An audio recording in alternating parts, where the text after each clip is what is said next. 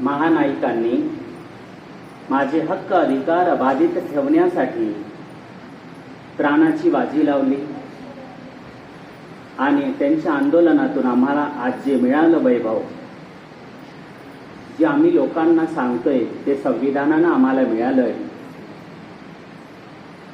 त्या संविधान निर्माते विश्वरत्न डॉक्टर बाबासाहेब आंबेडकर आणि सर्व महानायक आणि महानायकांना विनम्र अभिवादन करतो आणि मी इथे आपल्या बोलण्याला सुरुवात करतो। साथियों, आज 1 ऑगस्ट साहित्यरत्न अण्णाभाऊ साठे यांची जयंती। मी भारत मुक्ती मोर्चा जिल्हा अध्यक्ष, प्रदेश उपाध्यक्ष, असंघटित कामगार संघटन, महाराष्ट्र राज्य सदस्याच्या वतीने आपणा सर्वांना अण्णाभाऊ साठे जयंतीच्या हार्दिक शुभेच्छा। धन्यवाद। जो व्यक्ती 1.5 दिवस शाळेत गेला पण ज्याच्या साहित्याचा प्रभाव पूर्ण भारतामध्ये नव्हे तर जगावर पडला, असे साहित्यरत्न अण्णाभाऊ साठे। त्यानंतर आज दुसरा एक महापुरुष आहे जो आमच्या गावाच्या जवळच राहतो, श्यामादादा कोलम, ज्यांनी 104 वर्षाचं आयुष्य जगले आणि आमच्या गरीब लोकांसाठी त्यांनी आम्हाला सढळ हाताने मदत केली। त्यांची आज जयंती नाही, आज त्यांची पुण्यतिथी। मी त्यांच्या स्मृतीला विनम्र अभिवादन करतो। साथियों, 1:32 हुआ। आप सभी जिन लोगों को सुनने को यहाँ पे आए हैं, मुझे भी उनको सुनना है और सुनने के बाद हमको रोजगार सेवक, आशा प्रवर्तक, आंगनवाड़ी सेविका और पुलिस पार्टी, ये 4 यूनियन की यहाँ पे ट्रेड यूनियन के जो महाराष्ट्र के महासचिव है उनके हाथों से यहाँ नींव भी रखना है। यहाँ इस आंदोलन का आगाज भी होगा। साथियों, मुझे बहुत खुशी की बात है आज के समय में कि भारत में जो अलग अलग पॉलिटिकल पार्टी की जी 1600 ट्रेड यूनियन है पूरे भारत में जो रजिस्टर्ड है, लेकिन एक भी ट्रेड यूनियन हमारे बहुजनों की नहीं है। और बहुजनों की ट्रेड यूनियन नहीं होने की वजह से हमारे प्रश्न बहुत सारे खड़े हो। काश अगर हमारी ट्रेड यूनियन होती तो हमारी हक और अधिकार की लड़ाई वो जरूर लड़ते थे। लेकिन सबसे पहले हम लोग पढ़े लिखे हैं, लिखे पढ़े नहीं। पढ़े लिखे का मतलब ये होता है, पढ़े लिखे का मतलब ये होता है कि किसी ने लिखा, हमने पढ़ा, किसी ने लिखा और हमने पढ़ा। और लिखे पढ़े का मतलब ये होता है कि हमने ही लिखा और हमने ही पढ़ा। तो ये शब्दों का अंतर है। साथियों, आज आप सभी के लिए बहुत खुशी की बात है, बहुत गर्व की बात है। आज के बाद हमारे हकीकत में सरकार के साथ संघर्ष की तैयारी होगी। वो इसलिए हकीकत में होगी क्योंकि आज हमको बाबा साहब के संविधान में कामगार लोगों के लिए जो हक और अधिकार दिया है उसके बारे में आज हमको जानकारी मिलेगी और जानकारी मिलने का परिणाम यह होगा कि हम लड़ाई के लिए तैयार होंगे।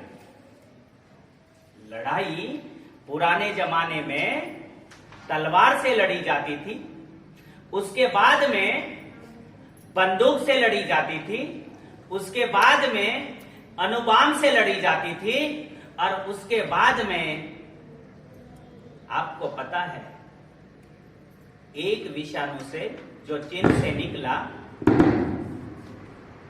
दुनिया के 130 देशों में कोरोना फैला। आज की जो लड़ाई हमारी और आपकी है वो ऐसी है। इसीलिए हम लोगों को संविधान के अंदर जो 4 बातें लिखी गई है, स्वातंत्र्य, समता, न्याय और बंधुता के आधार पर राष्ट्र का निर्माण करेंगे। मेरा आपसे सवाल है, जो संविधान में 4 शब्द है, स्वतंत्रता, बंधुता, न्याय और स्वातंत्र्य, क्या आज आपको वो मिल रहा है? अगर वो आपको मिलता था तो इस देश में आपकी कोई समस्या नहीं होती। वो नहीं मिलता है, इसलिए हमारी समस्या। ये समस्या इस देश में संविधान ने पैदा नहीं की। संविधान ने इस देश में जितनी समस्या है सभी के ऊपर दवाई है संविधान में। लेकिन आज के समय में जितने भी लोग हैं इस देश में, वो सभी के सभी समस्याग्रस्त हैं। देखो, शेतकरी लोग अपना माल को पैसा मिलना चाहिए, भाववाड़ मिलना चाहिए, इसलिए आंदोलन करते। सुशिक्षित बेरोजगार लोग नौकरी मिलना चाहिए, इसलिए आंदोलन करते। ये आप जो मानधन पर लोग काम करते हैं वो पगार बढ़ना चाहिए, इसलिए आंदोलन करते। कुछ लोग आरक्षण मिलना चाहिए, इसलिए आंदोलन करते। कुछ लोग हमारे को हक अधिकार मिलना चाहिए, इसलिए आंदोलन करते। मतलब आज के समय में इस देश में SC, ST, OBC माइनॉरिटी के सभी लोग आंदोलन करते। आंदोलन वो सभी लोग करने के बावजूद भी जब इलेक्शन आता है, इलेक्शन आने के बाद वो लोग हमारे पास वोट मांगने को आते हैं, वोट हम उनको देते हैं, वोट देने के बाद वो सत्ता में बैठते हैं, सत्ता में बैठने के बाद वो हमारे ही खिलाफ कानून बनाते हैं, कायदे बनाते हैं, और प्रशासन के द्वारा वो कानून, वो कायदे का हमारे ऊपर ही अमल करते हैं।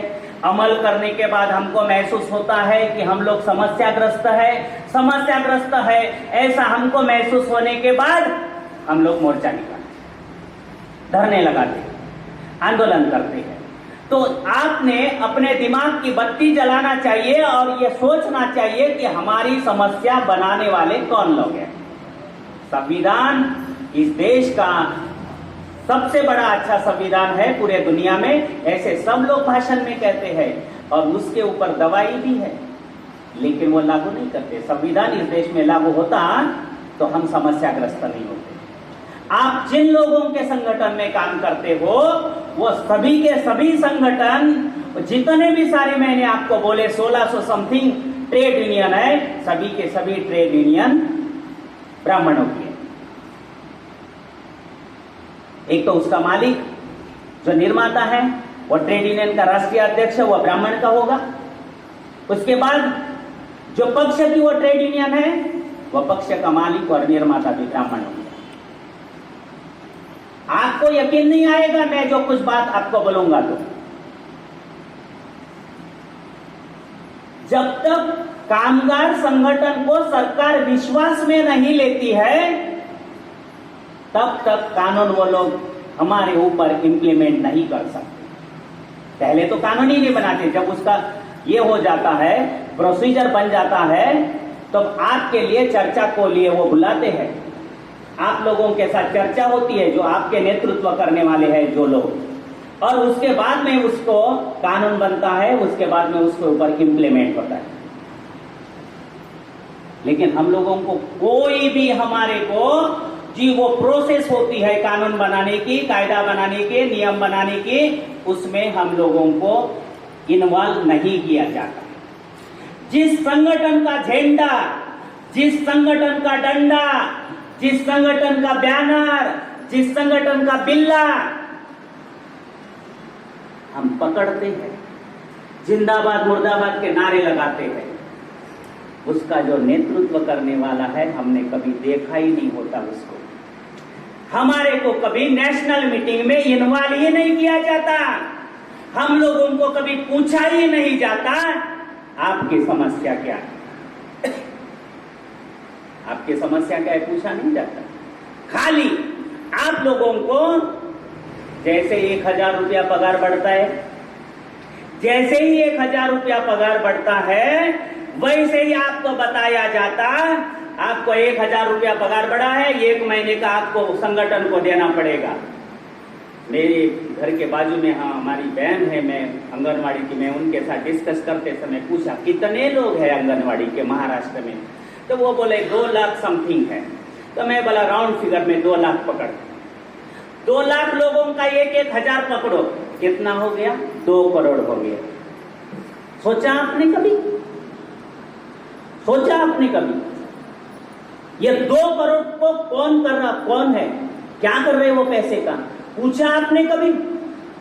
लेकिन आपका कोई संगठन आज के समय में पूरे देश में जो है वो कोई भी संगठन कामगारों को जो किमान वेतन आयोग लागू होता है उसके बारे में ना आंदोलन करता है, ना आपको उसके बारे में बताता है, ना आपको उसके बारे में समझाता है, और ना ही आप लोग अपने अपने साथियों के साथ कोऑर्डिनेशन कॉम्बिनेशन करके उसके ऊपर चर्चा करें। आपको यही समझ में नहीं आता। 5000 वाढवा, 5000 वाढवा म्हणलं तर 1000 वाढवते, हम खुश हो जाते। आपको यकीन नहीं आएगा, कुछ दिन पहले यहाँ रालेगांव में नगर पंचायत बनने के बाद सफाई कामगारों का आंदोलन हुआ, उनको 4000-5000 पगार मिलता था। उन लोगों को किमान वेतन आयोग के अनुसार कामगार कायदे के अंतर्गत लागू करना चाहिए, ऐसा बोला। झाड़ू मारते नहीं क्या? झाड़ू मारते मालूम है ना, वो सुबह औरत वो जो परमानेंट 6-7 हजार का पगार 18,000 हुआ। और आपको कितना है? पिवळी साडी, काळी किनार, आदिवासीच्या घरी डिलिव्हरी झाली 250 रुपये, ओबीसीच्या घरी डिलिव्हरी झाली 50 रुपये, टेस्ट केली 15 रुपये, तालुक्याच्या मीटिंगला आला 150 रुपये भत्ता,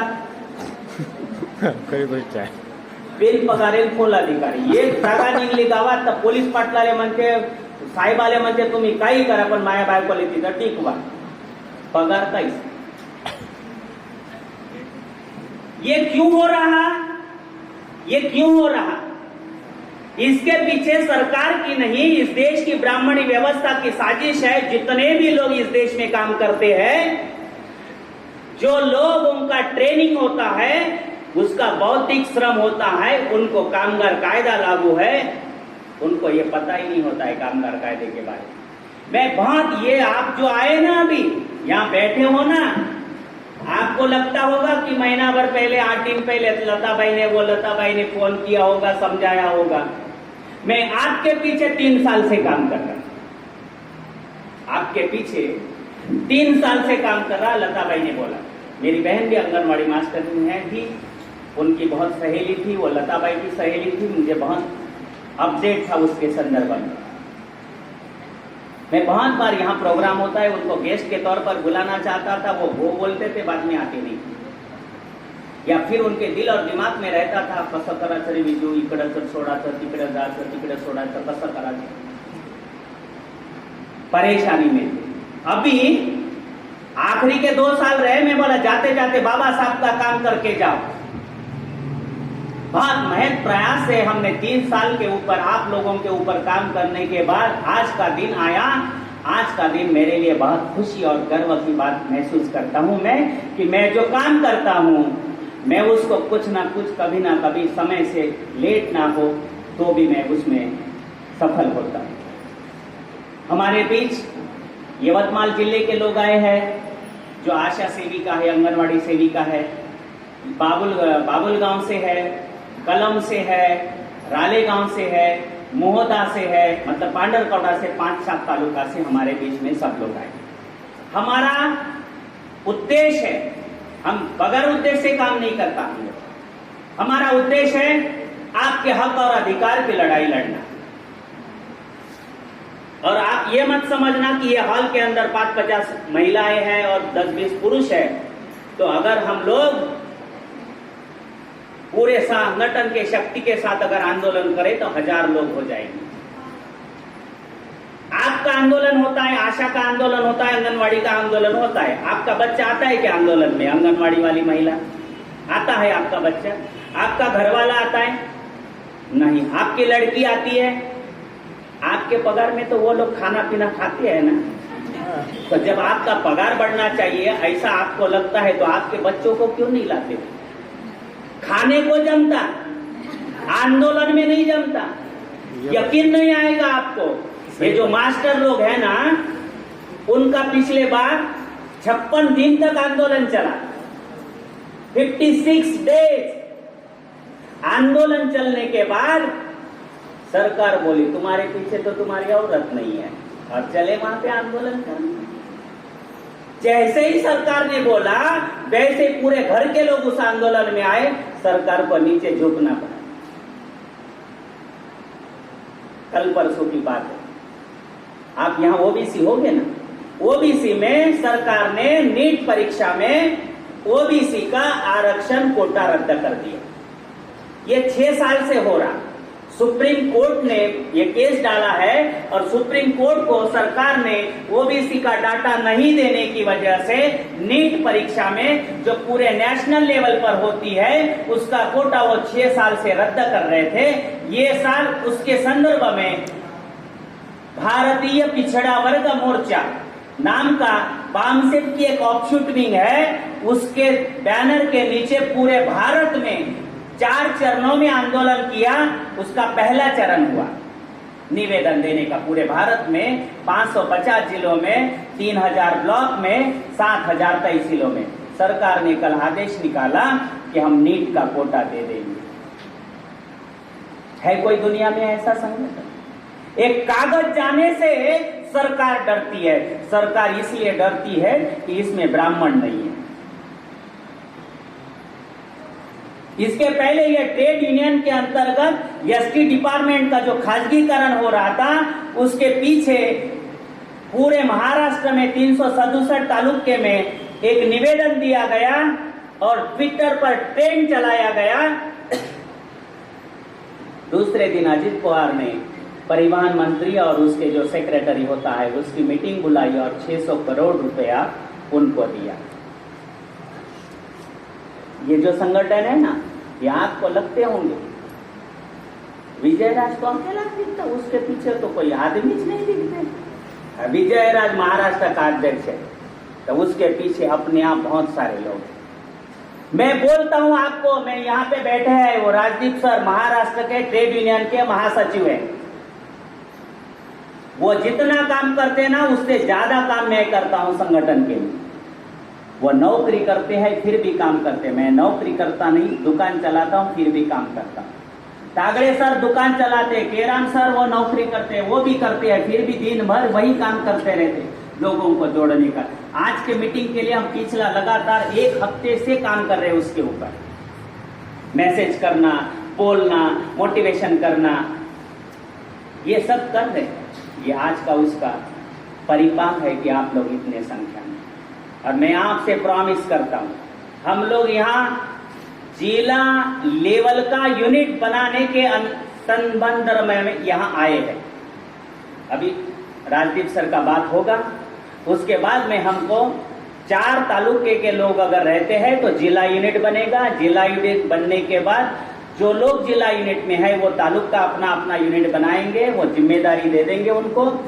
और उसके बाद जो आशा प्रवर्तक है उसमें से जो जिला अध्यक्ष बनेगी, जो आंगनवाड़ी सेविका है उसमें से जो जिला अध्यक्ष बनेगी, जो पुलिस पाटिल है उसमें से जो जिला अध्यक्ष बनेगा, रोजगार सेवक है उसमें से जो जिला अध्यक्ष बनेगा, ये 4 लोगों के नेतृत्व में यवतमाल में आजाद मैदान में सबसे पहला आंदोलन होगा। जैसे ही ये संगठन का अप्रूवल राजदीप सर हम लोगों को देंगे और एक ही मांग होगी हमारी, कौन सी?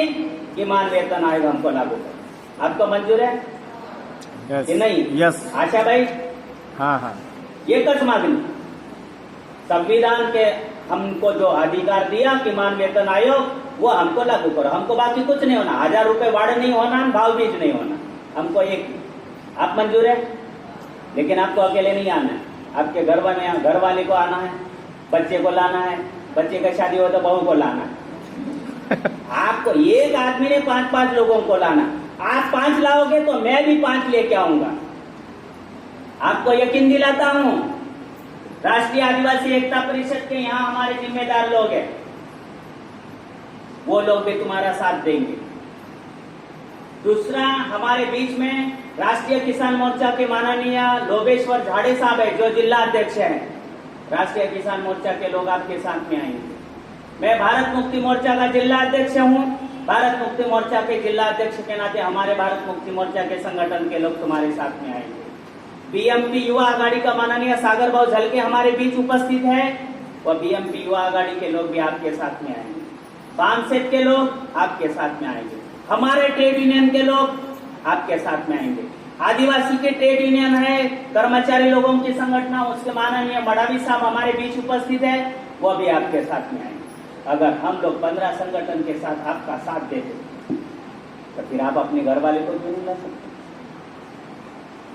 वो इसलिए लाना है कि उसको कंफ्यूजन नहीं होना चाहिए, उसको ये समझना चाहिए कि हमारा घरवाली अगर ये संगठन में रहती थी तो हमको कब का बहुत बड़ा पगार मिलता।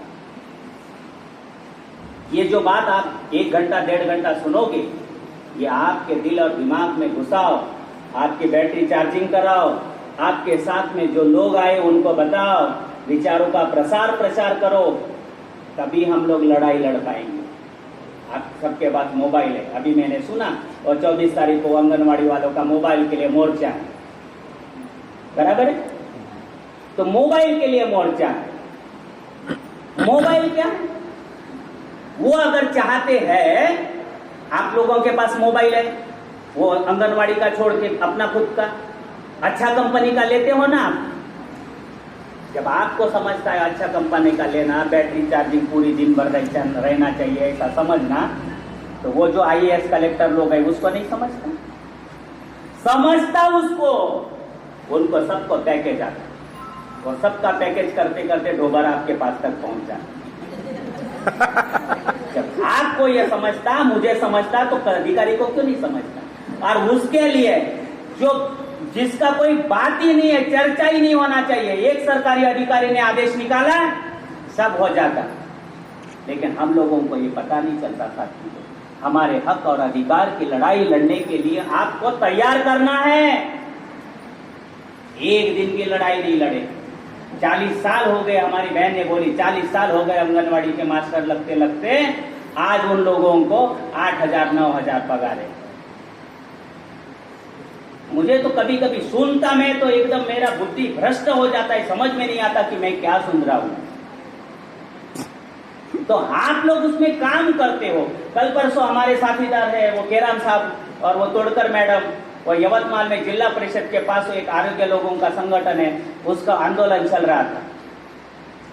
भारत में हजारों संगठन है, कामगार लोगों की लड़ाई ट्रेड यूनियन लड़ सकता है लता भाई। इसीलिए आपके आंगनवाड़ी के जो 8 अलग अलग संगठन है, उसमें 2 संगठन ट्रेड यूनियन के है, बाकी संगठन धर्मदाय आयुक्त के जो होता है ना उसके पास रजिस्टर किए हैं। वो रजिस्टर किए हुए संगठन तुम्हारे हक और अधिकार की लड़ाई नहीं लड़ सकते, उसके प्रोटोकॉल में, उसके घटना में ही लिखा होता है मोर्चा आंदोलन नहीं कर सकते। लेकिन कलम 19 के अंतर्गत हमारे ऊपर अन्याय अत्याचार होता है तो हमको बात करने का, आंदोलन करने का हमको अधिकार है। उसके बदौलत वो तुम्हारा डेलीगेशन वो लोग स्वीकारते हैं। तो उन लोगों ने कम्युनिकेशन किया, कोऑर्डिनेशन किया, 8 अलग अलग संगठन को एक कृति समिति बनाया, और कृति समिति बनाने के बाद उसका मालक कौन बनाया? जो मालक पाटिल बनाया, ब्राह्मण बना। हम लड़ाई लड़ते हैं, लड़ाई लड़ने के लिए राजनीति में रणनीति होना चाहिए, योग्य नेतृत्व होना चाहिए, तो लड़ाई लड़ी जाती है, ऐसे ही नहीं लड़ाई लड़ी जाती है। अगर हमको लड़ाई लड़ना है तो हमारे को हमारा नेतृत्व होना चाहिए, अपना नेतृत्व होना चाहिए। ये ज्यादा जरूरी है। बहुत ज्यादा मैं टाइम लिया आपका, बोलता बोलते बहुत कभी कभी बहुत कुछ बोलता हूँ, बोलते बोलते लिंक लग जाता। मैं आपको इतना ही कहूँगा। क्या कहूँगा मैं आपको? आप हमारे विश्वास पर आए लता भाई, आप लोग हमारे विश्वास पर आए। राजदीप साहब, मैं यहाँ सब लोगों के सामने आपको बोलता हूँ, ये सब लोगों के पीछे हम लोगों ने बहुत उसको क्या बोलते हैं, पेपर वर्क किया, मैन पावर किया, बहुत सारी बातें की। ये लोग हमारे विश्वास पर आए। आप लोगों को हवाले हम लोग करते हैं, आप लोगों के ट्रेड यूनियन में इनको जोड़ते हैं। आपने इन लोगों का कभी विश्वास नहीं खोना चाहिए। अगर विश्वास आप खो जाओगे तो बाकी लोगों में और हमारे लोगों के बीच में कोई फर्क नहीं है।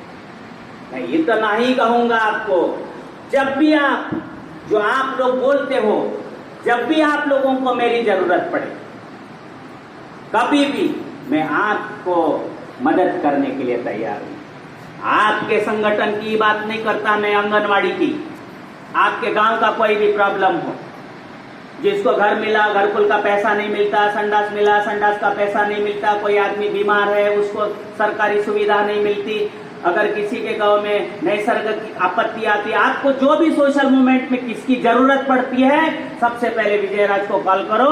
मैं आपको प्रॉमिस करता हूं, मैं आपको मदद करने को 24 घंटा हाजिर रहूंगा। मेरी अपेक्षा आपसे कुछ भी नहीं है। मैं हमारे पैसे से आऊंगा, हमारे पैसे से जाऊंगा। आपको अच्छा लगा तो चाय पिलाना, नहीं पिलाया तो कोई बात नहीं, लेकिन हम लोग हमारे शाहू फुले आंबेडकर की विचारधारा की लड़ाई लड़ेंगे। बाबा साहब ने हमारी लड़ाई लड़ी, बिरसा मुंडा ने हमारी लड़ाई लड़ी, अन्नाभाऊ साठे ने हमारी लड़ाई लड़ी, तब आज के समय में हम लोग यहां पहुंचे। और ये लड़ाई हमको उन्होंने लड़ी, वो तो मर गए, अभी वापिस नहीं आने वाले हैं। आने वाली हमारी पीढ़ियों की लड़ाई हमको लड़ना है।